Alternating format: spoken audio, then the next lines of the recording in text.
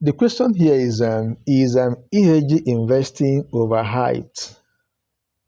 Actually, so we want to examine the disadvantages of ESG investing. While ESG investing offers many benefits, there are also some potential disadvantages and challenges we need to consider. And in this regards, number one here is limited data and standardization. Limited data and standardization. So under this criteria, you have inconsistent reporting. Inconsistent reporting. So companies often report ESG data differently, leading to inconsistencies that make it difficult for investors to compare ESG performance across companies. There is no standards reporting, unlike what you have in GAP, and other accounting standards. ESG is here to obtain a standardized form of reporting. That's why it's difficult to compare, two companies or or a group of companies when it comes to ESG criteria. We have a lack of standardization. There's no universally accepted, standards for ESG reporting, which can result in varying interpretation of what constitutes ESG reporting. Up till now, there's no universally accepted standards when it comes to ESG, reporting. Number two is greenwashing. Greenwashing. This has to do with misleading claims. Some companies may exaggerate or falsely claim their commitment to ESG practices, a practice known as greenwashing. This can mislead investors into believing a company is more sustainable than it actually is. Some companies may bring out claims that doesn't really reflect, its true position when it comes to ESG. You have difficulty in detection. Difficulty in detection. Detecting greenwashing can be challenging, especially without in-depth analysis or third-party verification of ESG claim. It's difficult to detect precisely whether claims made by companies in line with ESG commitment, are true or not. Number three is potentials for lower short-term returns. Potential for lower short-term returns. So in this regards, you have exclusion of high-performing sectors. Exclusion of high-performing sectors. So ESG investing may exclude certain high-performing industries, such as fossil fuel or tobacco, which can potentially lead to lower short-term returns compared to more traditional investing strategies. By the time you exclude companies like the fossil fuel, the oil and gas, in a year where the oil market is doing tremendously well, that will lead to a reduction in overall performance for that particular fund. Not only that, you have a market volatility. ESG-focused companies may still be subject to market volatility, especially if the broader market views ESG investing as a niche or trend rather than a long-term, strategy. Up till now, some people still view this strategy as a niche, a tiny niche, or a trend or a fad that is not sustainable, over the long term. We don't know yet. We are still watching. Number four is higher cost. Higher cost, research and analysis. When it comes to research and analysis, ESG investing requires additional research and analysis to assess companies' ESG practices, which can lead to higher management fees for ESG managed funds. The cost actually makes the fund to be kind of expensive compared to traditional fund when you incorporate added fees and that has to do with research and analysis involved in this kind of investing. You have engagement cost. Engagement cost. Actively engaging with companies to improve their ESG practices can incur additional costs, which may be passed on to investors. The cost involved will not just end there. They have a way of passing this cost to investors. which will attract, which will heightened, overall cost of investing, in ESG funds. Number five is subjectivity in ESG criteria. Subjectivity in ESG criteria. This has to do with the varying definition of ESG.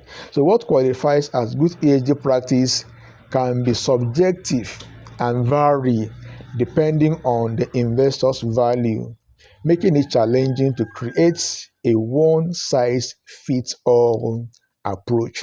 For instance, a social drinker may invest in a brewery but may not invest in a tobacco company because he or she does not smoke. So how do you classify that now? And not only that, you have conflicting priorities. So different ESG factors can sometimes conflict. For example, a company may have strong environmental practices but weaker, corporate governance, making it difficult to evaluate the overall ESG performance. That is it. They may have, that strict, environmental compliance, but how about their corporate governance? It might be weak. So number six is limited investment universe. Limited investment universe. So in this case, you have narrowed choices. So focusing on ESG criteria, can limit the range of available investment options, potentially excluding companies or sectors that might offer strong financial returns. When you focus solely on ESG investing, then of course you will then tend to overlook or neglect or disregard companies that are doing very well, but are not really like ESG compliant. So you have a narrowed choice as a result. Not only that, you have concentration risk. The narrowed focus can lead to concentration risk, where an investor's portfolio becomes overly concentrated in certain sectors or companies that meet ESG criteria. We all know that companies that meet ESG criteria they are a tiny percentage of the overall market. And so once you concentrate on them, you have that particular tendency to incur concentration risk, because the sectors and the industries are like, limited and narrow. Not only that, you have number seven, portfolio and performance trade-offs. Performance and trade-offs. This has to do with short-term underperformance. Some studies suggest that ESG funds may underperform in the short term compared to traditional funds, especially during periods when non-ESG sectors like oil and gas, outperforms the market. We all know that oil and gas doesn't really, comply with ESG standards. So at some point in time, they tend to outperform other companies in the market. And so if you're not invested in them, that would affect your result at the end of the day. Please subscribe to this channel, like this video. It will do me a ton of good. Not only that, you have number 8, regulatory and political risk. So changing regulations has to do with changing regulations. So ESG criteria are influenced by regulations, which can vary by country and may equally change over time. So changes in government policies can affect the attractiveness of ESG investing because of the inherent changes in regulation. That would go a long way in affecting ESG, the attractiveness of ESG investing, on an overall basis. You probably have political influence. Political agenda can influence ESG priorities, leading to uncertainty or shift in focus that may not align with investors' long-term goal. Political changes, political, um, um, criteria may tend to affect the attractiveness of of ESG investing. Number 9 is complexity and time consuming. Complexity and time consuming. You know, uh, there's complex analysis involved in ESG investing. Evaluating ESG factors requires a deep understanding of various issues, which can be complex, indeed, and it's equally time consuming, especially for the individual investor, where do you have the time to evaluate all these factors. So it's a bit complicated. Not only that, it involves ongoing monitoring. ESG investing requires, ongoing monitoring of companies' practices and performance, which can be resource intensive.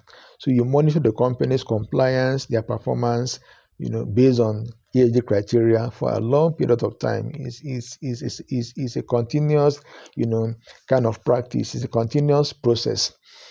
And not only that, you have number 10, performance attribution challenges. Performance attribution challenges.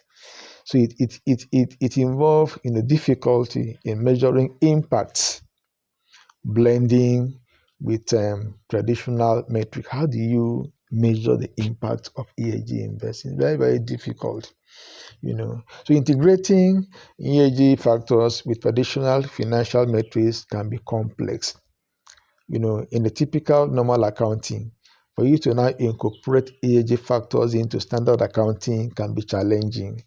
So potentially leading to confusion or mixed results in performance attribution. Up till now, there's no standard accounting practice for ESG investing. So until when we eventually have one, we'll have that challenge of attributing,